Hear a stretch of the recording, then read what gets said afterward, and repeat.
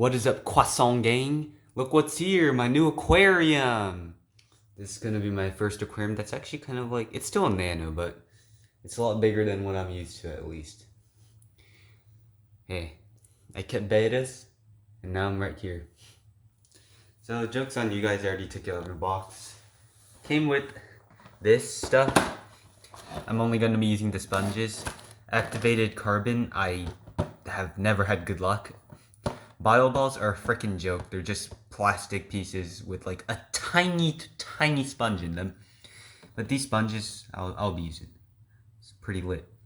And then I already have an aquascape planned. At least, I just rinsed these rocks. And also it comes with its return pump. Yeah, this will also be my first all-in-one aquarium. And no hang on the back junk. So yeah, this is, I don't know what this is. Hydom. Yeah, this looks very cheaply made.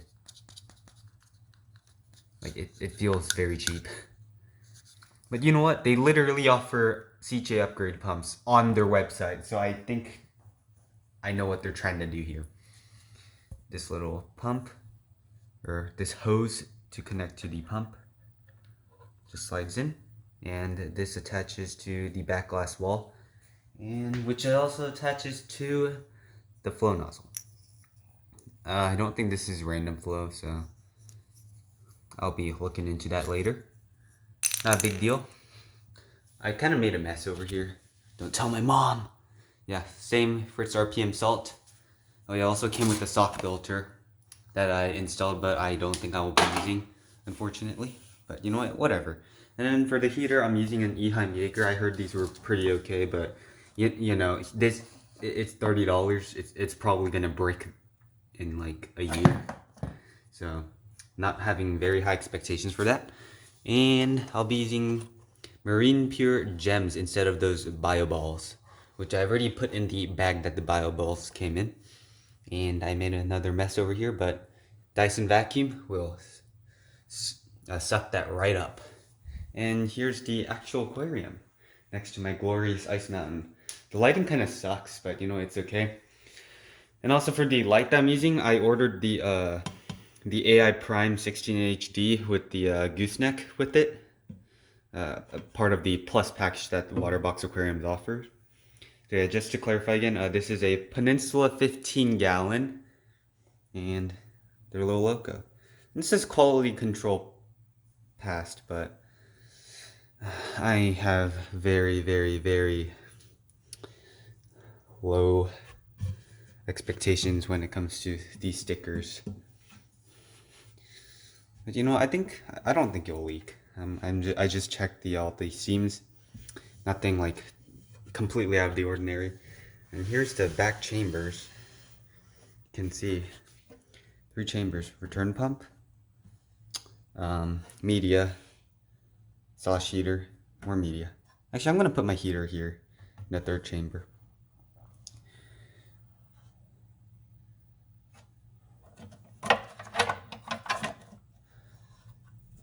That's where the sock goes. You can put like Chemi Pure Blue in there, but I have literally 2 coral, so bio load is non-existent.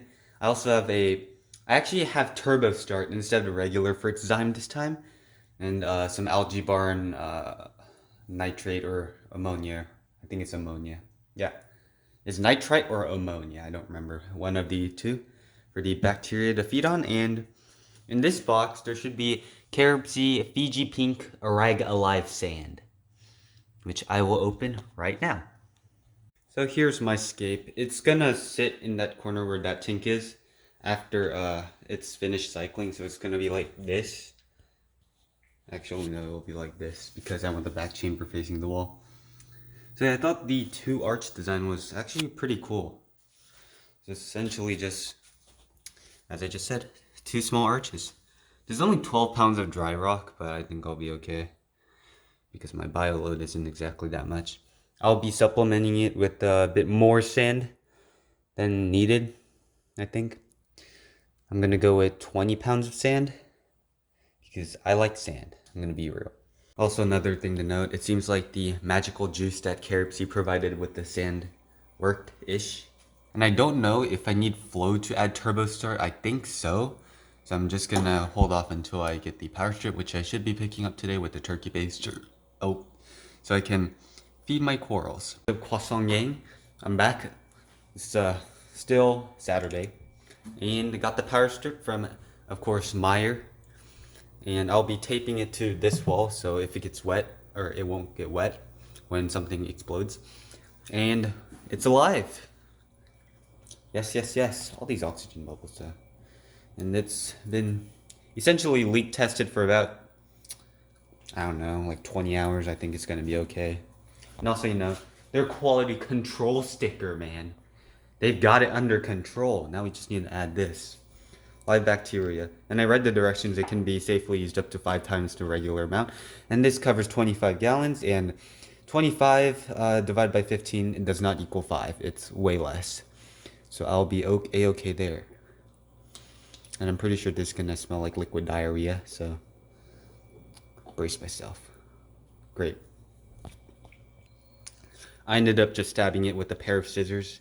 And it smells like trash. Liquid diarrhea. And we just gotta pour a bit here, you know? And then pour some in the filter. It's not coming out. There you go. It's like pinkish. Just pour everywhere. Pour in there. And then more in the main. So yeah. There you go. Tank nitrifying cycle has started. And I'll be adding just a bit of this. I added a bit yesterday. Need 7 and... It's like 1 milliliter a gallon. That should be good. We'll add more.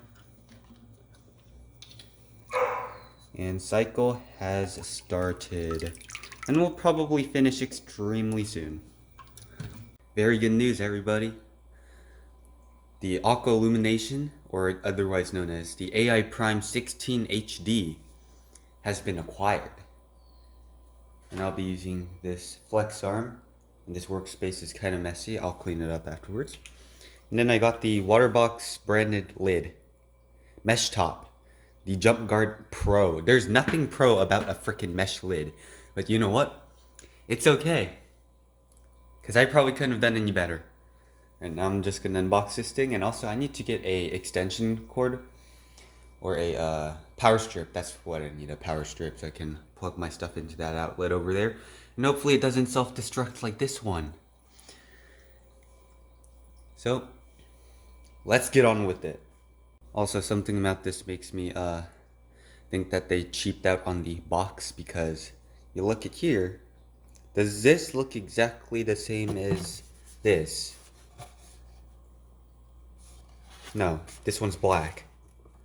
And this is a very flexible mesh thing, but you know what?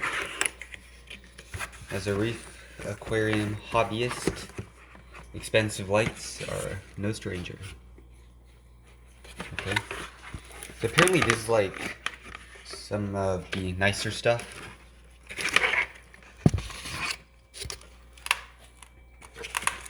And looks pretty nice. Looks a lot nicer than that light. At the same time, oh, this costs 3.5 times more. So it better be better, like, you know? It better be better. And it comes with a fat power supply. And hopefully this grows my corals fast. Also, I'm going to make my corals do steroids. Got the reefroids somewhere, actually. I don't know where I put them.